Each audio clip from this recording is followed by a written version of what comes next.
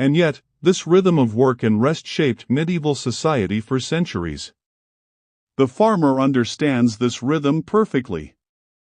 He knows there will be busy days ahead. Harvest season always returns. Fields always need attention. Winter preparations cannot be ignored forever. But today is not one of those days.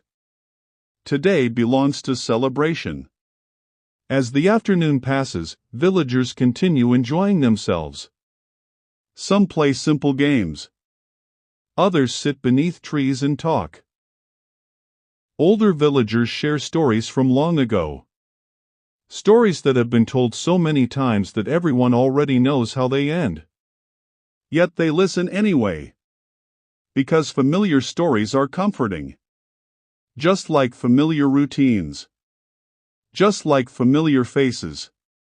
The farmer sits beside several friends. There is no rush. No schedule. No clock watching.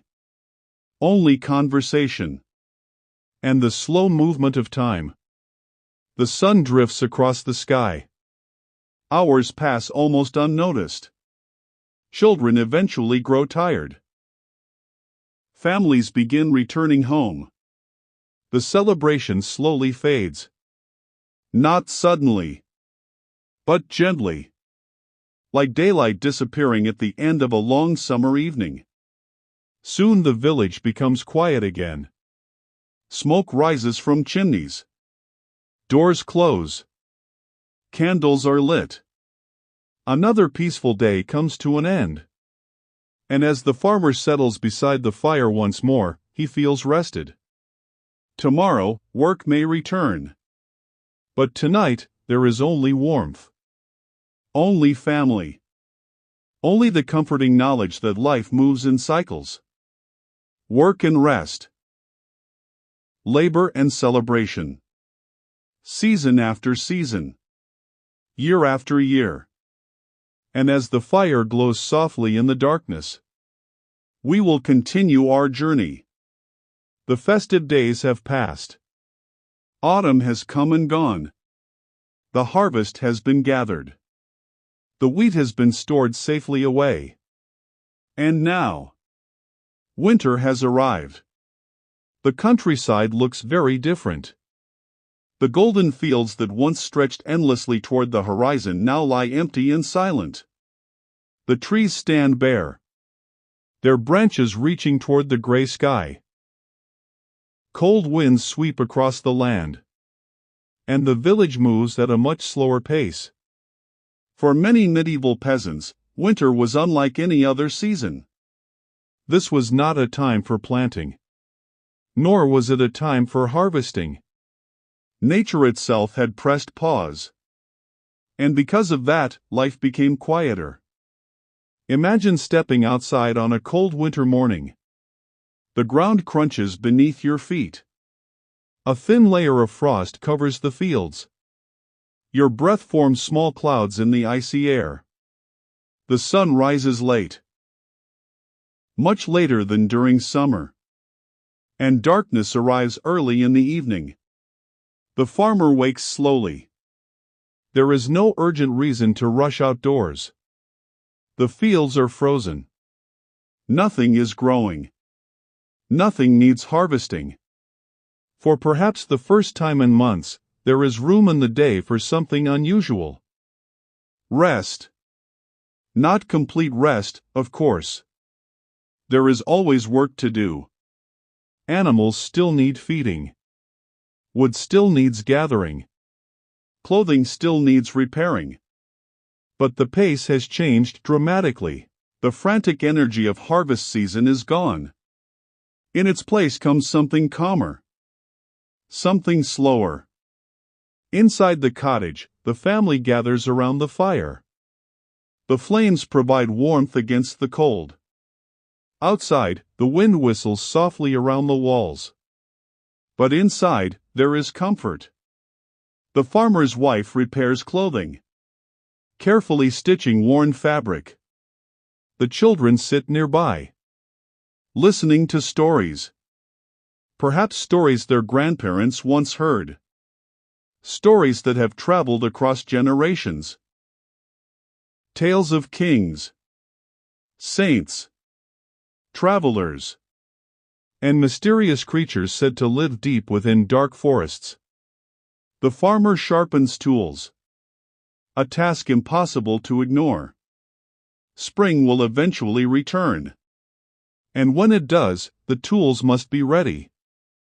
The metal blade glides slowly across a sharpening stone. Again and again. The sound is soft, rhythmic, almost soothing. Hours pass quietly. Unlike modern life, there is little pressure to constantly stay busy. The short daylight hours naturally limit activity. When darkness falls, most work simply stops. There are no electric lights, no bright screens, no late-night office meetings.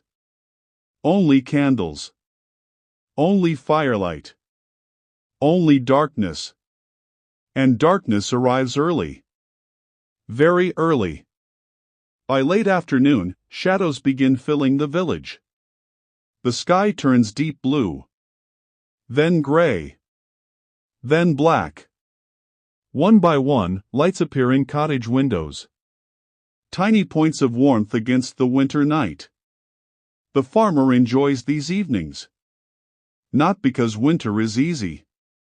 Winter can be difficult. Food supplies must last until spring. Cold weather brings challenges. And illness is always a concern. Yet there is also something peaceful about this season. The land itself seems to sleep. The endless demands of farming fade into the background. And for a little while, life becomes centered around home. Around family. Around survival. Around simple pleasures. A warm fire. A shared meal. A familiar story. Imagine sitting beside that fireplace. Listening to logs crackle. Watching sparks drift upward. Feeling the warmth on your face. Outside, snow begins falling softly. Covering rooftops.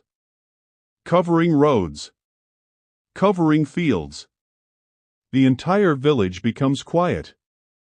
The snow absorbs sound, creating a strange stillness. A stillness that feels almost magical. The farmer looks out through a small window. Everything appears peaceful. The village sleeps beneath a blanket of white. Tomorrow will likely look much the same. And the day after that. Winter moves slowly. But nobody seems particularly concerned. Because everyone understands something important. Spring will return. It always does. The frozen ground will thaw. The birds will return. The fields will become green once again. Nature follows its own schedule. And medieval peasants have learned to trust that schedule. For now, there is no reason to hurry. No reason to worry about tomorrow's harvest. Tomorrow belongs to winter. And winter asks only one thing. Patience. The fire burns lower. The children begin falling asleep. One by one. The cottage grows quiet. The farmer stretches. His eyes feel heavy. Outside, the wind continues its journey across the sleeping countryside.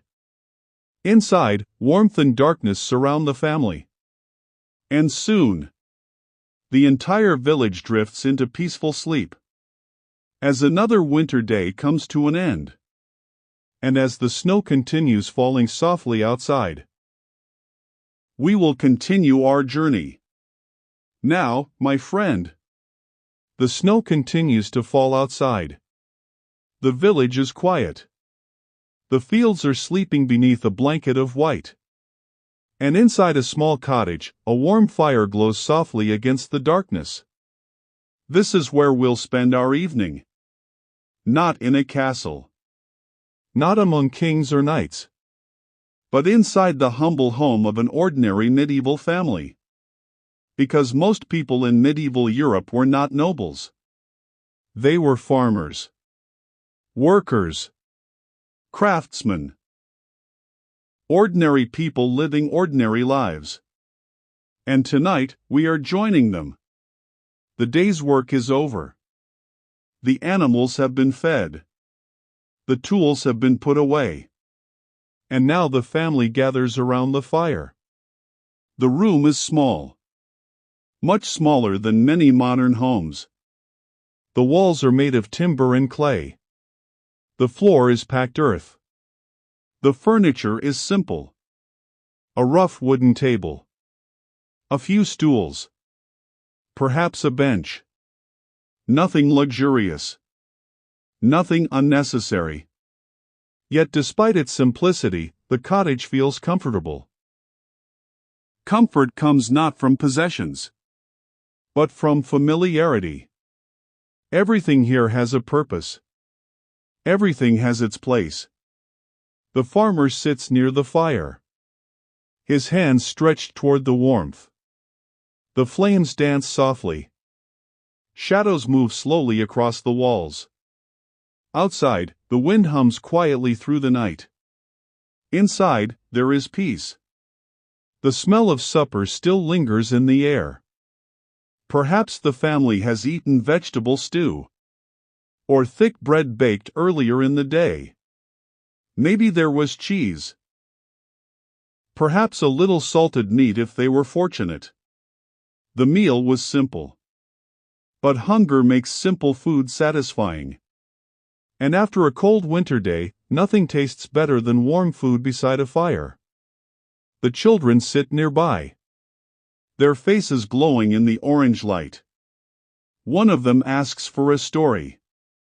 Another moves closer to the warmth. The farmer smiles.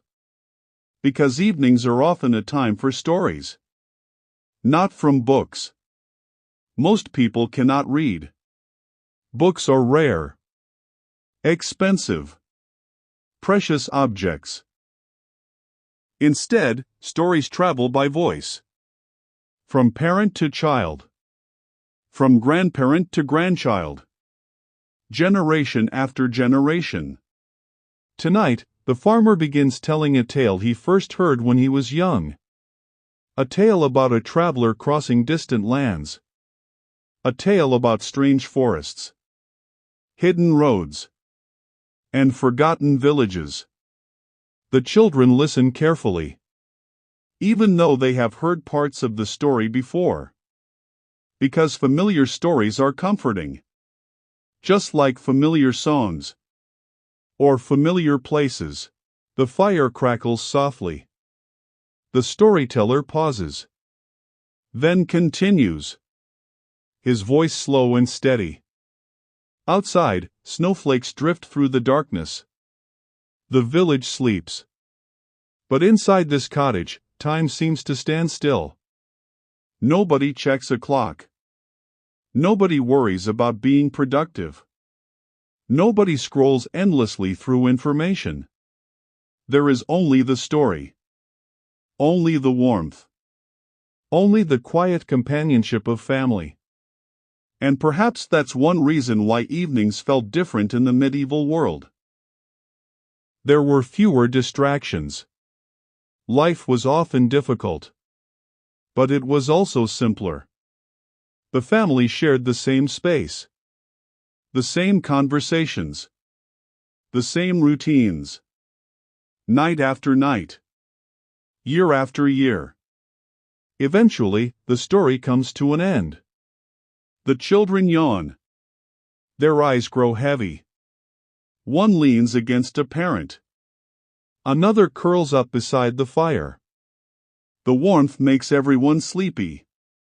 The farmer adds one final piece of wood to the flames. Not too much. Just enough to keep the room warm a little longer.